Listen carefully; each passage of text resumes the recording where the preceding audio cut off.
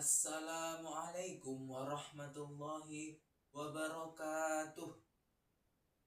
Alhamdulillah, alhamdulillahirabbil alamin. Wa bihi nasta'in wa ala umuri dunya waddin. Wassalatu wassalamu ala asyrafil anbiya'i wal mursalin sayyidina wa maulana Muhammad. Perkenalkan, nama saya Muhammad Afan Khairuzaki. Di sini saya akan menceritakan atau menjelaskan sedikit materi tentang pentingnya mencari ilmu. Mencari ilmu itu wajib. Nabi Muhammad SAW pada hadisnya, "Talabul ilmi faridatun ala kulli muslimin wa muslimatin." Mencari ilmu itu wajib bagi setiap muslim dan juga muslimah, baik laki-laki maupun perempuan. Nabi Muhammad SAW juga memerintahkan yang pertama kepada umatnya, bukanlah tentang sholat, zakat, puasa, ataupun yang lain-lain, tetapi Nabi Muhammad SAW memerintahkan kepada kita yang pertama, yaitu tentang pentingnya mencari ilmu. Kenapa hal itu bisa terjadi? Karena jika kita melakukan suatu ibadah, suatu sholat, puasa, jika kita tidak memiliki ilmu, apa yang akan terjadi? Ibadah kita hanyalah sebuah gerakan yang mencapaikan kita, atau perbuatan yang bikin kita hanya capek, tetapi kita tidak mendapatkan pahala. Kita hanya mendapatkan sebuah capek. Jadi kita itu rugi. Buat apa gitu kita melakukan ibadah tetapi kita belum punya ilmunya. Jadi yang harus kita lakukan yang pertama adalah mencari ilmunya terlebih dahulu, barulah kita mencari atau melakukan suatu ibadah tersebut yang didasari dengan ilmu yang telah kita pelajari. Kemudian setan pun lebih takut kepada satu orang yang tidur tetapi ia ahli fikih atau paham tentang agama, daripada 1000 orang yang ahli ibadah tetapi ia tidak bisa atau tidak paham tentang ilmunya ibadah tersebut. Kemudian Nabi Muhammad SAW juga bersabda, "Utlubul ilma minal mahdi ilal lahdi."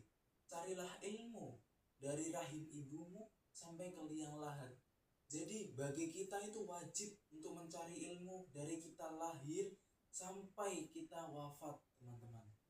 Nah, jadi ilmu yang harus kita cari itu juga tidak hanya ilmu akhirat atau ilmu agama, tetapi kita harus juga berkesinambungan, mengintegrasikan atau berseimbang di antara keduanya, menjadikan sebuah pekerjaan di dunia itu sebagai ladang untuk mencari pahala di akhirat. Itu juga bisa, seperti contohnya kita itu bekerja, kita niatkan kerjaan kita untuk menafkahi istri, menafkahi anak. Jadi pekerjaan yang kita lakukan itu tidak hanya capek semata, tetapi kita itu mendapatkan juga pahala di akhirat karena kita berniat untuk kehidupan akhirat juga. Seperti halnya kita itu bekerja, tetapi kita hanya melakukan pekerjaan tanpa kita dasari niat untuk menafkahi. Jadi yang kita kerjakan itu hanyalah kita itu mendapatkan sebuah kecapean saja. Kita tidak mendapatkan pahala. Yang kita dapatkan hanya capek.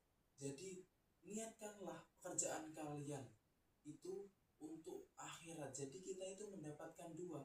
Meskipun kita capek, tapi kita juga mendapatkan pahala. Seperti pada hadis juga, "I'mal lidunyaka ka'annaka ta'ishu abadan wa'mal akhirataka ka'annaka tamutu gadan." Bekerjalah atau beramallah seakan-akan kamu hidup di dunia selamanya, dan beramallah atau beribadahlah seakan-akan kamu itu mati besok. Dari hal ini bisa kita tangkap bahwa kita itu bekerja keraslah setiap hari, seakan itu kita itu hidup selamanya. Jadi kita itu tidak berharap kematian. Namun kemudian beramallah, beribadahlah agar apa? Saat kita itu berpikir seakan-akan kita itu bahkan mati besok. Jadi jika kita melakukan sebuah pekerjaan, kita itu tidak lalai dengan ibadah kita kita itu tetap melaksanakan, tetap ingat pada ibadah, tidak hanya bekerja saja. Misalnya untuk menafkahi anak kita, bagi kita yang sudah dewasa tidak ada waktu untuk mencari ilmu, maka hal yang harus kita kerjakan yaitu mencarikan uang atau mencarikan biaya untuk anak kita mencari ilmu. Itu juga sudah termasuk menjadi bagian orang yang mencari ilmu, teman-teman. Karena kita membiayai atau memfasilitasi orang yang ingin mencari ilmu, sebab kita sudah tidak ada waktu untuk mencari ilmu tersebut. Nah, juga untuk mencari ilmu tidak harus di pendidikan yang formal, tapi juga di pendidikan non formal juga bisa. Misalnya seperti di pengajian di masjid-masjid, tidak harus di sekolah-sekolah ataupun tidak harus di kampus-kampus atau universitas. Itu juga bisa kita sebagai ajang untuk mencari ilmu, berlomba-lomba dalam kebaikan, fastabiqul khairat, berlomba-lomba dalam kebaikan, teman-teman.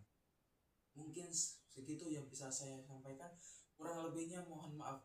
Wabillahi taufiq wal hidayah. Wassalamualaikum warahmatullahi wabarakatuh.